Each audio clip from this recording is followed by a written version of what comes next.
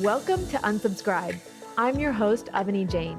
In this podcast, I'm going to show you how to intentionally opt out of anything that's robbing you of your energy, freedom, joy, and peace of mind. It's time to let it all go, finally, so that you can clear your mental inboxes and make space to subscribe to a life that truly lights your soul. If you're ready, hop in. We are embarking on the transformation of a lifetime. Hello. Welcome back to Unsubscribe. Today's topic is going to be a good one. I feel like it's something that I've been teasing for several weeks now, and it took me years to perfect this. And that is how I run my multiple six-figure agency on a 15-hour work week, because that is my reality right now. And I don't have capacity for more than 15 hours in terms of work. And I really love it. I just love the space. I love the freedom to work on other projects, work on other things, and I want to break it all down for you. So that's what we're going to do in today's episode. We're going to dive into all of the different pieces. We're going to dive into the various types of work that I do, how I approach meetings, and other things that I've done to set up my agency so that systems are working for me, automations are working for me, processes and just the way of operating is working for me in my life and also my team's life, which is really cool too. But before we get into that, I want to share a little bit of the behind the scenes of this episode, because I think it's been another 2 weeks since I've recorded episodes, and I do my best to batch and take advantage of space when I have it, when I'm not traveling. And it's interesting because I felt like, okay, I needed to record an episode because we have no more in the queue and something needs to go out next week. And I was like, I don't know. I don't feel like I have the energy to turn on, to be present, to show up and be bubbly and talk to you all for a little bit. And it's funny because I should go back and listen to my own episodes. I had an episode about summoning the muse and how we don't wait for the muse. We summon the muse. We create the environment or the conditions to be creative and to have that energy to show up. And it's exactly like how I said. I had my morning, I worked out, and then I had this burst of energy. I was like, oh, I have so many ideas coming to me. I feel creative. I feel energized. I feel like I could sit and talk to you all on camera and wear makeup and be on. And it worked. All the things that I needed to be true in order to summon the muse worked. So sometimes I just have to stop thinking so much and take action and know that that is what works sometimes. And I think we all often just get so into our heads and have dialogues that stop us from just doing small things or regular things. And it was just such a good reminder for me that actions lead and feelings follow. So I wanted to share that little tidbit with you, a little unrelated to today's podcast episode, but still a good one. And now I'm excited to be here with you. Whenever I show up, I am excited to be here with you. I just am not always in that like perfect energy to show up and be on and be present. And that's okay because I happen to be human too. But enough of that topic. Let's dive into the juicy part of today's episode, because I'm breaking it all down. I have some notes here and I'm sure I'm going to go rogue and tell you a few stories. So let's buckle up. We're going deep. I have a 15-hour work week today. And one thing I decided to do years and years ago was unsubscribe to the concept of a 40-hour work week. When I started my agency in 2017, one of the things that really propelled me to start my own freelance work at that time was because I just did not want to have to go to a place, sit at a desk from 9 to 5 every single day in, day out, and be really chained to someone else's reality, chained to someone else's big dreams and big success. And it wasn't for me. It just was not. I didn't like it. I didn't love it. And at that time, remote work wasn't really a thing. Maybe if it was, that would have been an interesting option for me before diving into freelance. But I'm kind of glad it wasn't, because it forced me to make moves to create a life where work felt fulfilling. And so that's what I did. And that is when I decided that year, like 2017, 18, that time frame, I'm going to unsubscribe to a 40-hour work week, because first of all, a 40-hour work week was created during the Industrial Revolution, so many decades ago, And it was created to support people going to work and being there for 40 hours, clocking in, clocking out. And it really helped to bump up the amount of hours of labor companies got, factories got. And then childcare was hard, of course, because people had kids. And that's when the school systems changed too. And that's when kids started to go for education, to school, to class for longer days, because it not only became education, but also childcare as well. So that's a whole interesting other piece to the story. But coming back to that 40-hour work week, it was designed to support that surge, the Industrial Revolution, and how we worked at that time, how society operated at that time. The thing is, we are not all, many of us, probably you, if you're listening to this podcast, are not working in those conditions anymore, not working in that world anymore. And we are knowledge workers. We are here, we're sharing our knowledge. We maybe have a job that we go to. And actually, if you go to a job, and a lot of people today do expect you to show up for a certain number of hours to look like you're working. And some of these things will be applicable to you, because I want to show you how you can be more effective with your time, how you can be super productive. And maybe if you're remote, you can be super productive and then be working on other things after your 9 to 5 work is done.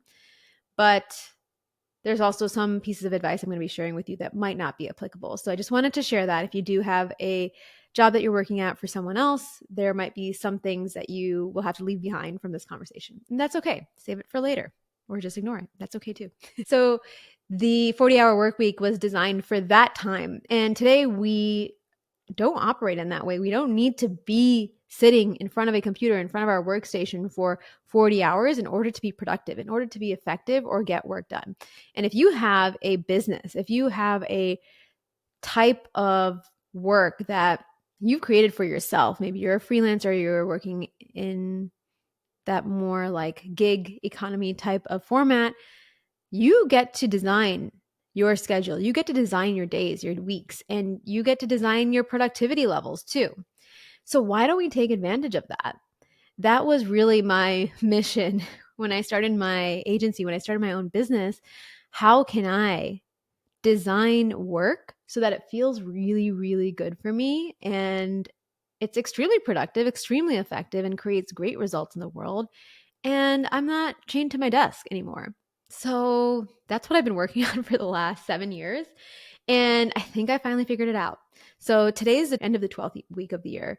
It is, what's today's date? March 22nd when I'm recording this.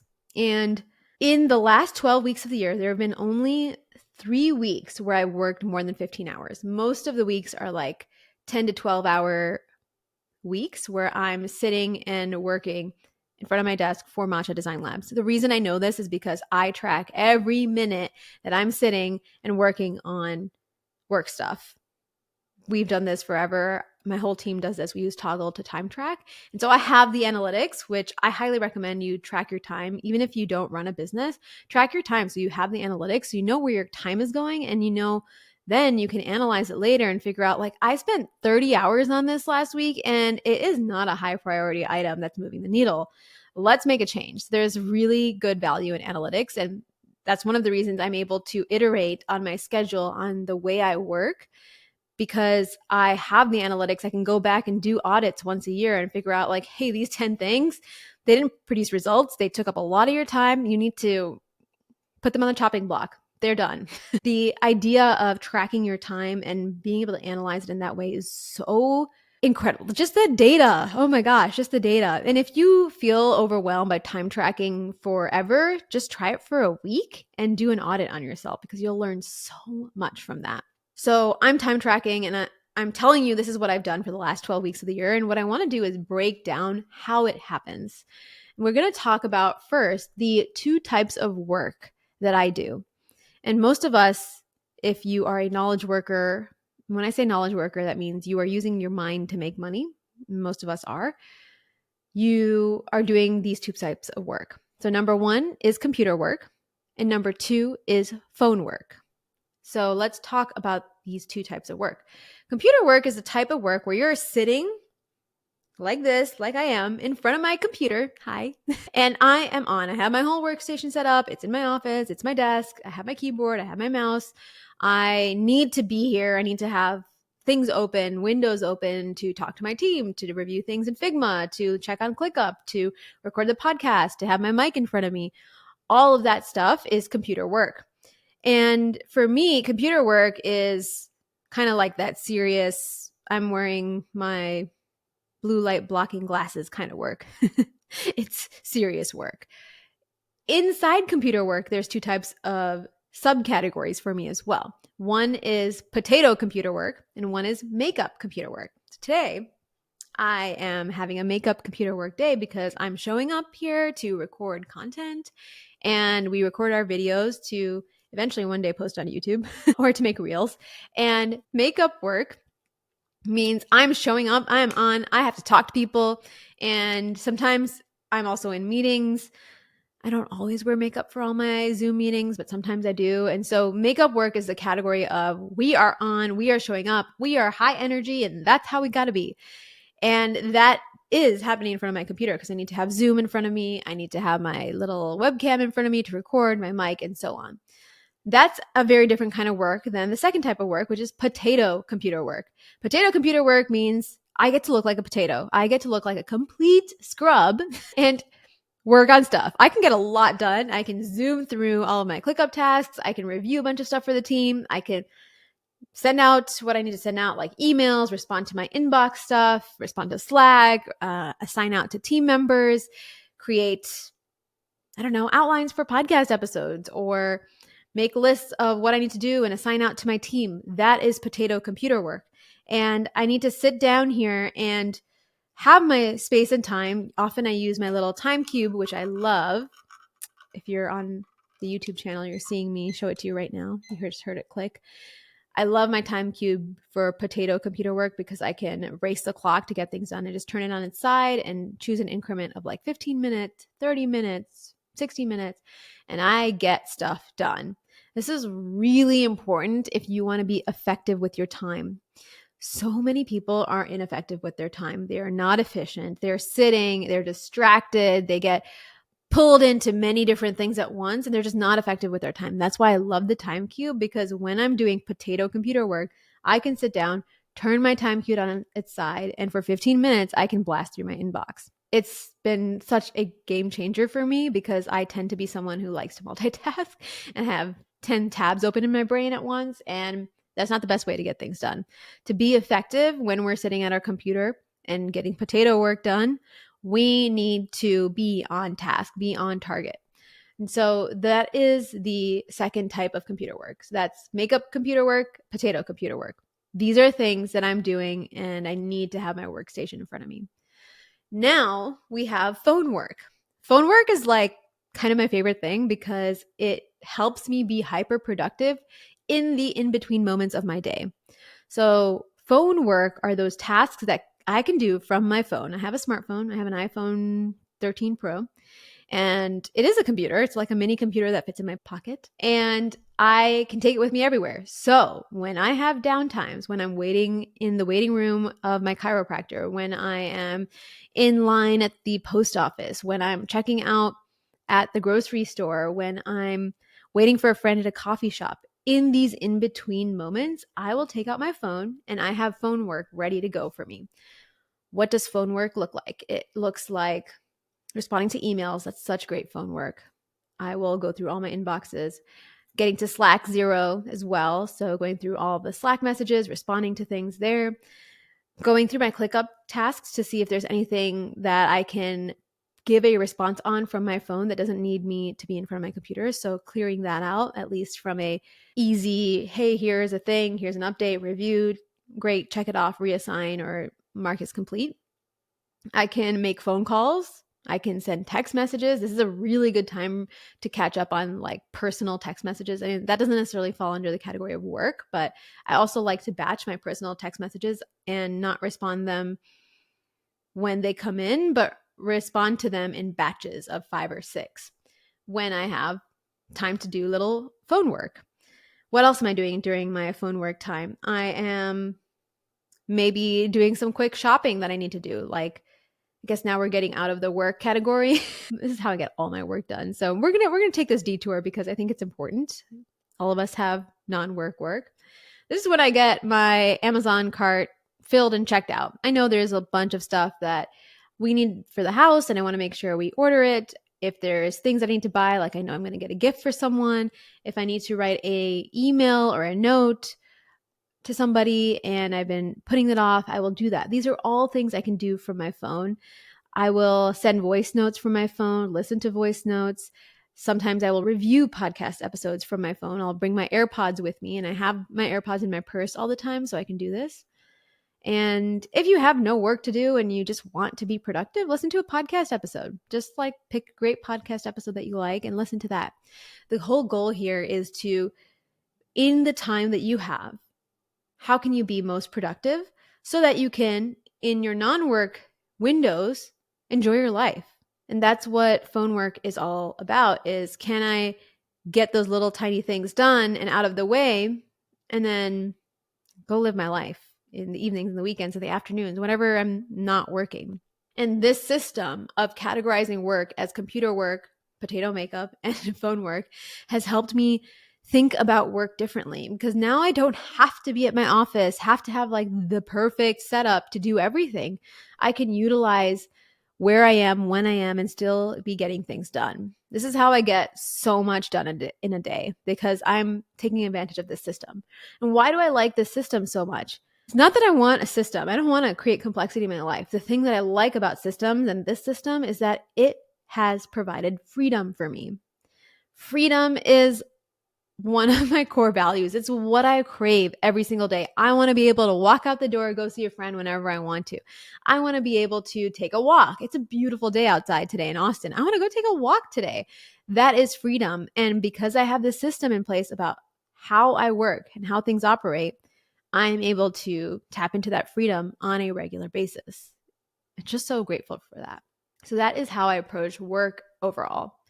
Now, I want to talk a little bit about meetings, because meetings are a huge time suck. I can't have most meetings from my phone because I'm looking at a screen share from a client or a team member who's presenting, and client meetings just can't usually happen from my phone. Sometimes they can if I'm more of a silent participant, but they just can't. So I am making sure my meetings, because they're also a high energy type of work, I need to be present, I need to be talking, I need to be on.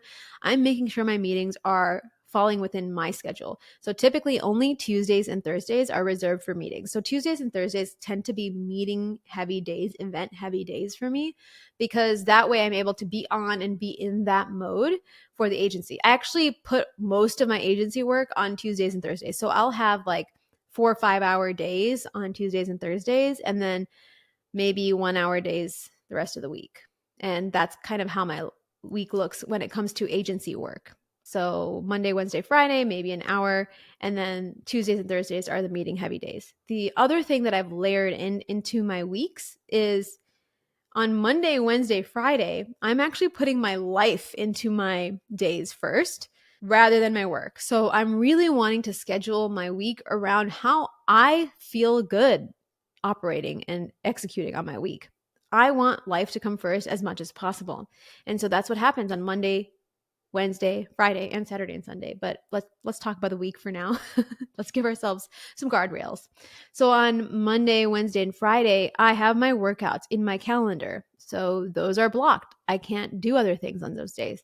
I have chiropractor appointment. I have coffees with friends or lunches with friends on those days. I have, what else do I have on those days? Podcast recordings, because those are non-agency things, and appointments or other things like, I have to go get my eyebrows done at some point. I have to go get my arms waxed. I have to go and get my nails done at some point. Like I have to do the like self-care things to make myself look how I look. When do those happen, right? All the appointments are often during the work days, and definitely weekends as well, but I really reserve my weekends for spending time with my husband or traveling. So I really try to make Monday, Wednesday, Friday the days I get those things done. So I'm focusing on appointments and focusing on hanging with friends and workouts and doing a little bit of work in some pockets because some things need to have responses and get things done. So I have an hour of work for the agency happening Monday, Wednesday, Friday.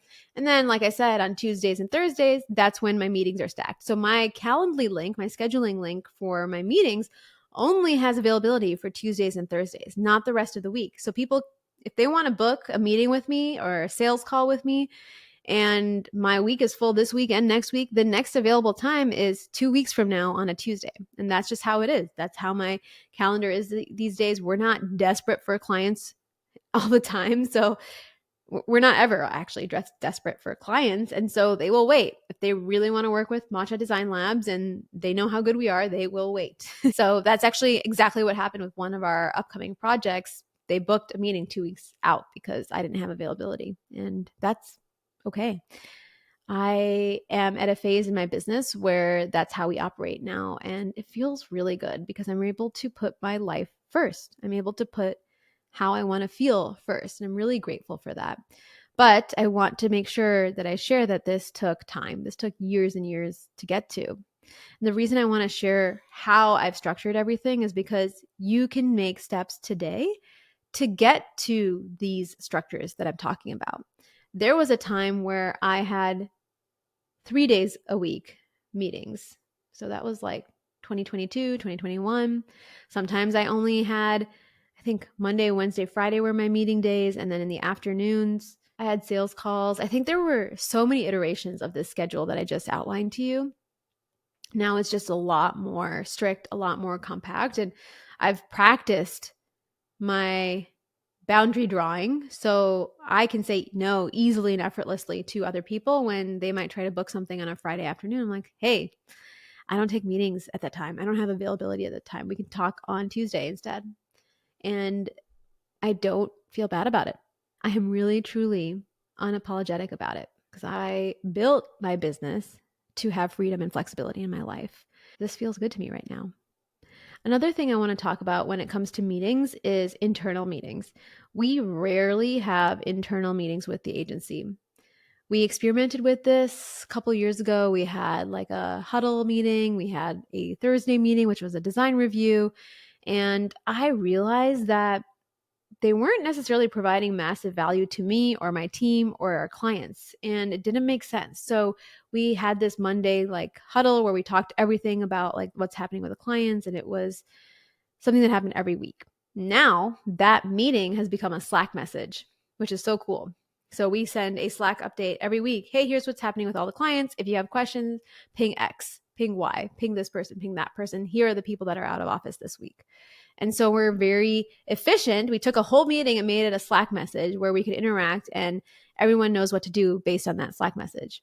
And we also have eliminated a lot of other meetings or check-ins about projects by utilizing Loom. Loom is my best friend. If I had one tool, I don't know, if it's actually a toss-up. If I had one tool that I could only use for the rest of my life, it would probably be Loom, maybe Loom and ClickUp. I think I could go with Loom and find ways to replace ClickUp, but don't be mad at me, ClickUp. I love you too.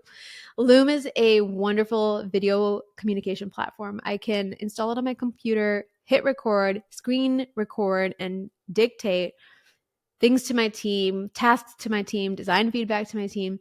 And when I'm done, I press stop. It generates a link that I can just paste into a task or paste into Slack and send it over to someone.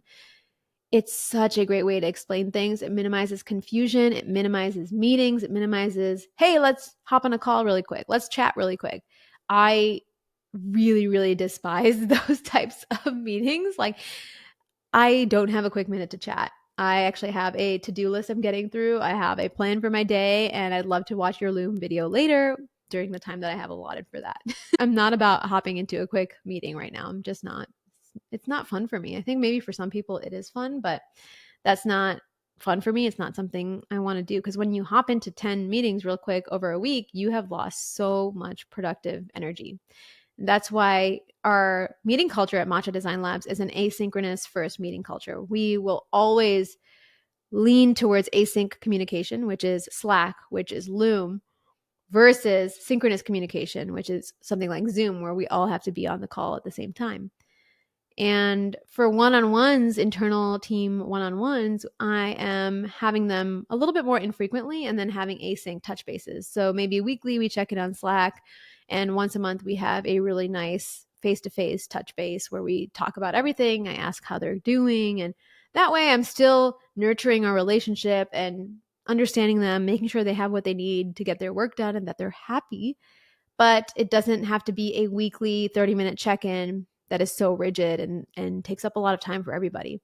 And plus, if you have a team, you're paying for every minute they're on a meeting. So imagine like a meeting like a team huddle tends to get expensive when you have the entire team on there. And then the question is it actually worth the ROI? What is the ROI? And so I started to look at meetings in that way. And it might feel like a really like harsh way to look at meetings, but at the end of the day, we're running a business. At the end of the day, we're not making monopoly money, and we're making real dollars, and I'm paying real dollars. So I am treating every dollar that I spend with respect. I want to make sure if I'm asking people to get on a call and be on a meeting, that I am making sure that it is super valuable. It is worth their time to get on a call. It is worth them saying no to other things. It's worth me saying no to other things, because otherwise I just want to go live my life after I finish my work. I want to close my laptop and go live my life. I know everyone here wants to do that as well. So that is how we approach meetings. And that is a big reason that I'm able to have a 15-hour work week. The only people I have long meetings with, for me, a long meeting is 1 hour, is clients, any clients that I'm still working on or interacting with on a regular basis or leading. So that's kind of the setup with meetings. Now, I've shared all of this. Like I said, it took years to get to this, and know that the process will be iterative. Know it might take time. The other components to this that I want to make sure I call out are you have to have a solid project management system. We're not going to dive into that in detail today, but having a project management system like ClickUp is going to be your best friend, and utilize the automations. We have automations in most tools these days. Use them, understand them, allow them to create recurring tasks for you, allow them to auto assign when you change a status, allow them to maybe create a subtask, and that way you're saving time. When you change from one status to another, it creates 10 subtasks for you. You don't have to do it manually every single time. Be smart. Work smart. It's not about working hard. That's not how you win anymore. It is not. It is about working smart. What tools can I leverage? Where is AI going to come in and help me? One of the things we've been doing with our show notes, which is so cool, is our platform that we record on, Riverside, has AI built in, and I can get generated show notes from Riverside, plug them into ClickUp. My assistant reviews it. She edits it. She adds some things in, adds special links that I called out, and then we publish, or we schedule to publish the podcast. How cool is that? We don't have to spend an hour writing show notes or 30 minutes writing show notes. It is insane. So how can we leverage automations? How can we leverage robots, AI to help us and create freedom in our lives? A lot of us are just overlooking these things. We're scared of AI. We're like, AI is going to take over the world, blah, blah, blah. Okay, probably will one day. I mean, we're already on that trajectory, and it's a whole nother conversation. But why not use it to your advantage for now while it makes sense, when it makes sense, and don't fall behind on the curve, because now people are becoming more efficient because they're using AI. And that is how they're able to charge certain prices or work more efficiently or create more profit margins. So we're utilizing automations and AI, and we're utilizing systems and tools. We use Zapier to connect tools together. We are using a lot of different tech to make life easier. And it is a good investment, because if you're able to invest in tech, maybe it's $100 a year for a certain SaaS service, then you might even be saving on a entire half a person's workload.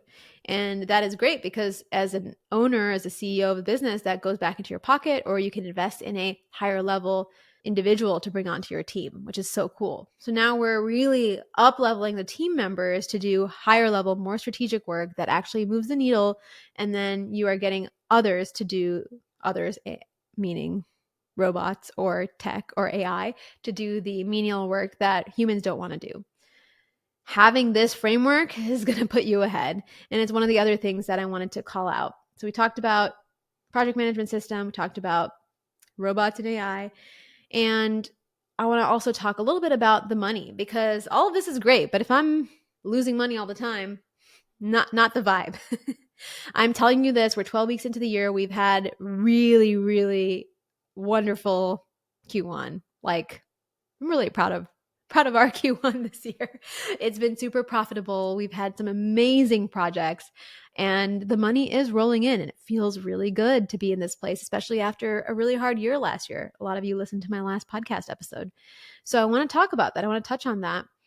I'm working 15-hour weeks, and we are making good money. Like, I'm giving myself some solid profit shares every quarter, which feels so good. And that's the other piece I want to talk about is you can have a 15-hour work week and still put money in your pocket, and not just small amounts of money, like big amounts of money, like giant bank transfers. I'm talking about 5-figure, 6-figure bank transfers because you made great money that quarter or that year. That is the reality that is available for you and that is possible for you. So this is your, I guess, crash course in how to run a business in 15 hours a week, how to think about it, how to approach it, and know that it's possible to do this. It's possible to still feel really good, really regulated because you're putting your life first, and make big money while you're doing it. Because we're not here for the pennies and the dimes. We're here for the big bucks. We're here to expand. We're here to level up every level of our business, every level of our lives. I'm really excited that I got to record this podcast episode with you. If you have any questions, please send me a note, DM me on Instagram at AvaniMJane. And otherwise, I will see you in the next episode. Take care.